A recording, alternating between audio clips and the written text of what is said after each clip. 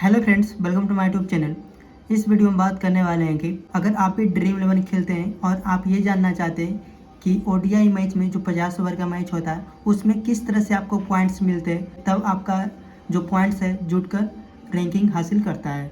तो यहाँ पे मैं आपको batting points, bowling points, fielding points, etc ये सब के बारे में यहाँ पे बात करने वाले हैं। तो सबसे पहले यहाँ पे ओडीआई में जो बैटिंग पॉइंट्स होता है उसके बारे में बात कर लेते हैं। तो यहाँ पे सबसे पहले यहाँ पे मैं बात कर लेता हूँ बैटिंग पॉइंट्स के बारे में। तो यहाँ पे आप देख सकते हैं, अगर कोई प्लेयर 1 रन मारता है तो आपको 1 पॉइंट्स दिया जाता है, और अगर कोई प्लेयर चौका मारता है तो आपको 5 पॉइंट्स दिया जाता है। 1 पॉइंट्स बोनस के रूप में दिया जाता है, बाकी 4 रन का 4 पॉइंट्स मिलता है। तो यानी कि टोटल आपको चौका मारने का 5 पॉइंट्स मिलता है। अगर कोई प्लेयर छक्का मारता है तो छक्का मारने के बाद आपको 2 पॉइंट्स बोनस के रूप में मिलता है, और 6 रन का 6 पॉइंट्स हो गया, तो यानी कि 8 पॉइंट्स हो गया छक्का मारने का। हाफ सेंचुरी यानी शतक मारने का आपको 4 बोनस मिलता है। शतक मारने के बाद जितना भी पॉइंट्स बनता है उसमें 4 प्लस पॉइंट्स और जुड़ जाएगा। सेंचुरी मारने का बोनस 8 पॉइंट्स दिया जाता है। अगर कोई प्लेयर सेंचुरी मारता है, सेंचुरी मारने के बाद जैसे ही 100 रन मारता है उसके बाद जितना भी पॉइंट्स बनता है तो उसमें 8 पॉइंट्स और जुड़ जाता है। तो इस तरह से देख सकते हैं ओडीआई का वेटिंग पॉइंट सिस्टम है। अब यहाँ पे मैं बात कर लेता हूँ बॉलिंग पॉइंट्स। तो यहाँ पे देख सकते हैं बॉलिंग पॉइंट्स के बारे में यहाँ पे मैं बात कर लेता हूँ। तो बॉलिंग पॉइंट्स में यहाँ पे आप देख सकते हैं, अगर कोई प्लेयर विकेट लेता है तो विकेट लेने का 25 पॉइंट्स मिलता है। तो यहाँ पे रन आउट को छोड़कर यहाँ पे विकेट लेने का 25 पॉइंट्स मिलता है। अगर वही विकेट एलबीडब्ल्यू या बोल्ड होता है तो आपको 8 बोनस मिलता है, यानी कि एलबीडब्ल्यू या बोल्ड आउट कर देगा तो आपको 33 पॉइंट्स मिलेगा। और यही मैं बात करता हूँ, अगर कोई बॉलर 4 विकेट लेता है एक ही मैच में, तो यहाँ पे 4 विकेट लेने के बाद जितना भी पॉइंट्स बनता है उसमें चलो प्लस 4 पॉइंट्स और जुड़ जाएगा। अगर कोई बॉलर 5 विकेट से लेता है एक ही मैच में तो आपको टोटल जितना भी पॉइंट्स बनता है 5 विकेट लेने के बाद आपको उसमें 8 प्लस पॉइंट्स और जुड़ जाएगा। और यहाँ पे मेडन ओवर करने का यहाँ पे ओडीआई में देख सकते हैं कि आपको 4 प्लस पॉइंट्स दिया जाता है। अगर कोई बॉलर मेडन ओवर कर देता है तो यहाँ पे 4 प्लस पॉइंट्स मिलता है। अब यहाँ पे मैं बात करता हूँ फील्डिंग पॉइंट्स के बारे में। तो यहाँ अगर कोई प्लेयर कैच लेता है तो कैच लेने का आपको 8 पॉइंट्स मिलता है। अगर कोई प्लेयर एक ही मैच में 3 कैच लेता है तो 3 कैच लेने के बाद आपको 4 प्लस पॉइंट्स मिलता है, यानी कि 3 कैच लेने का आपको हो गया 4 पॉइंट्स बोनस के रूप में मिलेगा, यानी कि टोटल आपको 28 पॉइंट्स मिलेगा 3 कैच लेने के बाद। स्टंपिंग करने का 12 पॉइंट्स मिलता है। कोई स्टंपिंग करता है, जैसे विकेट कीपर होता है तो यहाँ पे कोई स्टंपिंग करके आउट करता है तो यहाँ पे आपको 12 प्लस पॉइंट्स मिलेंगे अगर आपका जो विकेट कीपर आपके टीम में रहेंगे तो। रन आउट अगर डायरेक्ट हिट करके करता है तो 12 पॉइंट्स मिलेगा।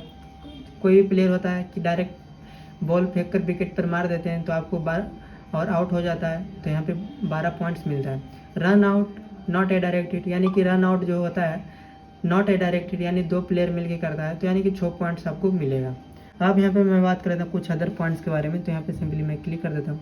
क्लिक करने के बाद यहाँ पे आप देख सकते हैं तो यहाँ पे कैप्टन और वाइस कैप्टन दिया हुआ है। तो कैप्टन का मतलब तो आपको पता ही होगा कि कैप्टन का मतलब 2 गुना पॉइंट्स होता है। कोई भी प्लेयर को आप कैप्टन यानी सी सेलेक्ट करते हैं तो यहाँ पे आपको 2 गुना पॉइंट्स मिलता है। यानी कि कोई भी प्लेयर, मान लेते हैं कि विराट कोहली आपको 100 पॉइंट्स दिए हैं, अगर आप उसको कैप्टन सेलेक्ट किए रहेंगे तो आपको 200 पॉइंट्स मिलेगा। अगर कैप्टन सेलेक्ट नहीं किए रहेंगे तो आपको 100 ही पॉइंट्स रहेगा। और अगर बात का और यहाँ पे मैं मान लेता हूँ कि अगर विराट कोहली का कोई वाइस कैप्टन बनाए होंगे तो यहाँ पे उनको 1.5 गुना पॉइंट्स मिलेगा, यानी कि 100 का 150 पॉइंट्स मिलेगा। अगर कोई कैप्टन और बेसिक कुछ नहीं बनाए होंगे तो 100 का 100 ही पॉइंट्स मिलेगा। और यहाँ पे अनाउंसमेंट लाइनअप्स के बाद आपको 4 पॉइंट्स तो आपको दिया ही जाता है, आपको पता है। और यहाँ पे सब्स्टिट्यूट प्लेयर यहाँ पे 4 पॉइंट्स मिलता है, यानी कि सब्स्टिट्यूट प्लेयर जो खेलता है अगर उसको आप सेलेक्ट किए रहते हैं तो यहाँ पे आपको 4 प्लस पॉइंट्स मिलता है। इकोनॉमिक रेट पॉइंट्स के बारे में बात कर लेता हूँ। तो सिंपली यहाँ पे मैं क्लिक कर लेता हूँ। क्लिक करने के बाद यहाँ पे आप देख सकते हैं, अगर कोई बॉलर 2.5 रन पर ओवर देता है तो यानी कि आपको 6 पॉइंट्स मिलेगा। और यहाँ पे अगर 2.5 से लेकर 3.49 रन पर ओवर देता है तो यहाँ पे 4 पॉइंट्स आपको मिलेगा। अगर आप 3.5 से लेकर 4.5 रन पर ओवर देता है तो आपको 2 पॉइंट्स मिलेंगे। अगर 7 से लेकर 8 रन पर ओवर देता है तो -2 पॉइंट्स आपके होंगे। 8.01 से लेकर 9 रन पर ओवर देता है तो -4 पॉइंट्स आपको मिलेंगे। 9 रन से ऊपर पर ओवर अगर देता है तो आपको -6 पॉइंट्स मिलेंगे। अब यहाँ पे स्ट्राइक रेट के बारे में बात कर लेता हूँ। तो यहाँ पे सिंपली मैं क्लिक कर देता हूँ। क्लिक करने के बाद यहाँ पे आप देख सकते हैं अगर कोई यहाँ पे प्लेयर 100 रन में 140 रन मारता है तो यहाँ पे आपको 6 प्लस पॉइंट्स मिलेंगे, यानी कि 140 का स्ट्राइक रेट हो गया तो यहाँ पे 140 के स्ट्राइक रेट से ऊपर रहेगा तो आपको 6 पॉइंट्स मिलेगा।